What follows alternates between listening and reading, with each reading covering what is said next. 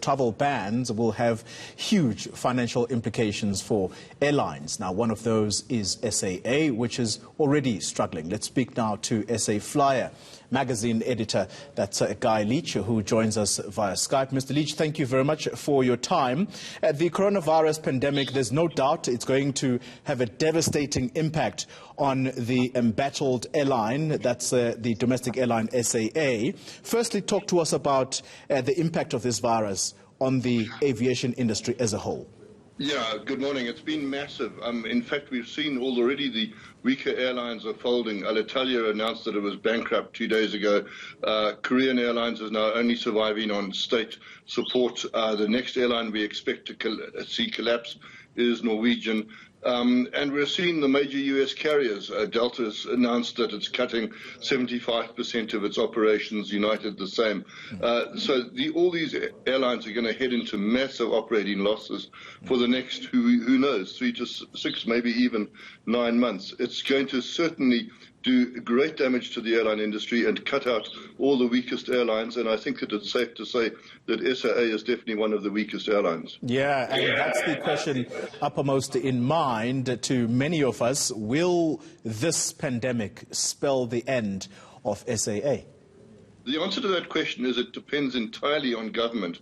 What we do know, or what I can tell you, is that SAA was already, as we know, on its knees in business rescue. It was, in my estimations, costing us, the taxpayers, R1 billion a month just to keep it going during the transition period.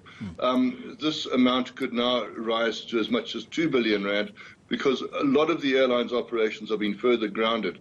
So we now need to take a view, well, how long is this likely to carry on for? I'm afraid, obviously, I'm not an expert, I have no idea, but I think that we might sort of take a view that it might last for between 3 to 9 months. Okay, so that we can add now another R1 billion to the already per month to the already considerable R1 billion cost that the airline has been costing us to save. So we're looking at perhaps another 10, 12 billion rand that we, the taxpayers, are going to have to find. That's an enormous amount of money, whether government is able to do that. And just an interesting point arose in the earlier discussion. If the interest rates were relaxed, the rand would weaken, and that would make the airline even more expensive to continue because a lot of its costs are in dollar terms. Whoa. All right. Guy, just one final question to you.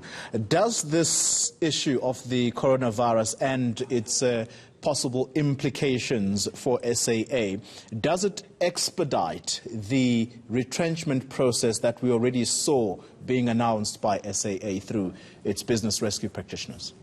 My guess is no, simply because the business rescue process doesn't overrule Section 189 retrenchment processes. Labour law still stays dominant. The full negotiation process has to go on. If anything, I suppose it might actually lengthen it simply because the alternatives are now even fewer. Thinking about pilots, for instance, pilots who were in the forefront of the retrenchment cutting are now even less likely to be able to find jobs overseas. Same with the cabin crews. I suspect that they will hang on and negotiate even longer. So no, I don't think it will actually significantly affect the entire business rescue process, except to add enormous costs to it. Yeah, Guy Leitch, thank you very much for your thoughts there. He is he's the editor of SA Flyer magazine, joining us via Skype there. With that.